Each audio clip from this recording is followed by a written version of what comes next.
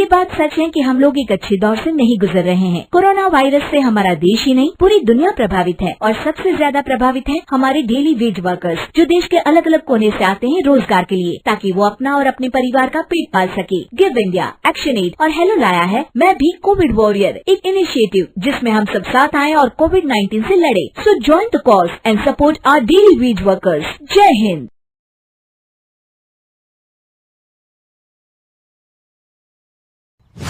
एक दिन राधिका और उसकी सास को घर पर अकेले रहना पड़ गया था।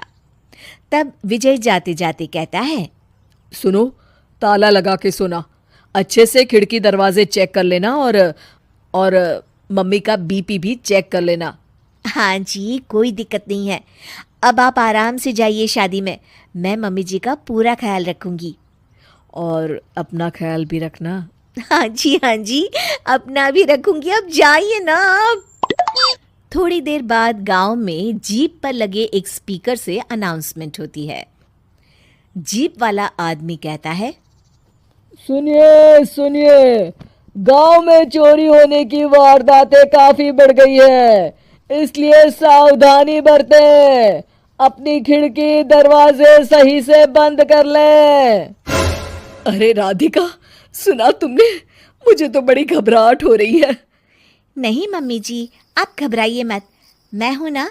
मैंने सारे खिड़की दरवाजे बंद कर दिए हैं और कुछ भी होता है तो पुलिस का नंबर तो है ही मेरे पास। अच्छा, मेरी तो सांसें तेज चल रही है बेटा। एक तो ये विजय भी घर पर नहीं है। मम्मी जी, वो भी जल्दी आ जाएंगे, मेरी अभी फोन पर बात हुई थी। आप बस रिलैक्स रहिए। उधर दूसरी तरफ दो चोर रात में गांव में चोरी करने का प्लान बनाते हैं। दोनों सास बहू अकेली है उस घर में। अच्छे से पता लगाया नो? हाँ, कोई और नहीं है घर पर। अच्छा मौका है हाथ साफ करने का। अरे वाह, अब आएगा मजा। देर रात को जब सब कुछ सुनसान होता है, दोनों चोर गांव की तरफ निकल जाते हैं। अरे कौन सा घर है? वो कोने वाला, तुम बस मेरा पीछा करो। ठीक है। दोनों दबे पांव बचते बचाते राधिका के घर के बाहर तक पहुंच जाते हैं। ये सास बहू बड़ी चालाक है। कितना कस के सब बंद किया हुआ है, एक भी खिड़की नहीं खुल रही।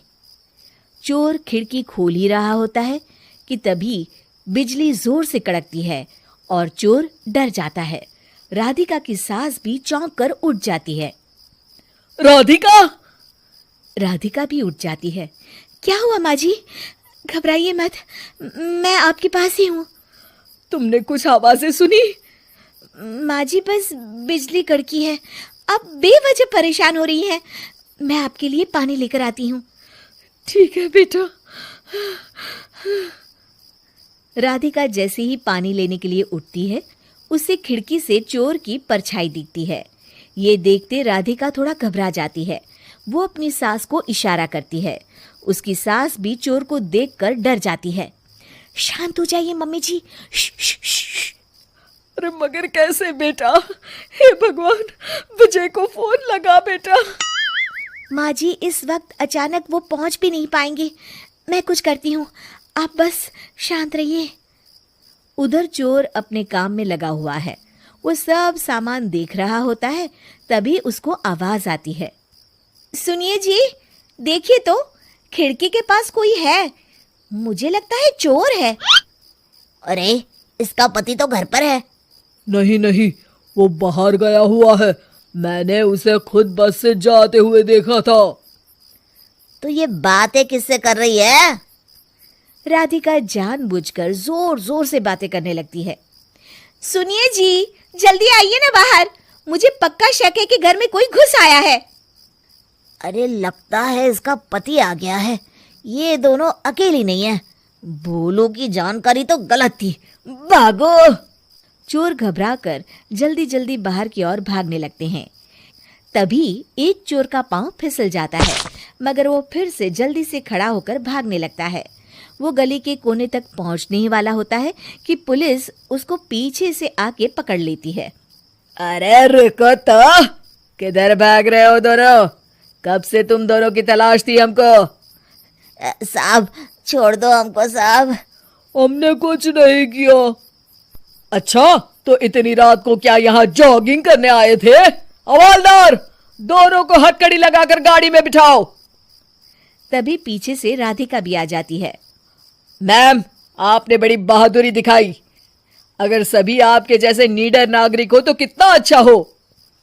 सर, आपको मेरी सासू माँ ने फोन किया था, उनका ही आइडिया था ये। हाँ, और चोर को डराने का आइडिया तो राधिका का था। बहुत ही समझदार और नीडर है मेरी बहू। चलिए, आप दोनों का ही बहुत बहुत शुक्रिया। आपने इन चोरों को पकड़वाकर देश की मदद की है। और हाँ, पुलिस स्टेशन आकर अपना इनाम जरूर से ले लीजिएगा। और अगले दिन विजय शहर से आ जाता है। वो अखबार में तस्वीर देखता है जिसमें राधिका और माँ इनाम ले रहे होते हैं। माँ, आपको कोई चोट तो नहीं आई है ना? अरे ना बेटा ना, जब तक राधिका साथ है तकलीफ कैसी। राधिका, तुम ठीक तो हो ना? I am so proud of you Radhika, तुम बहुत ही समझदार हो।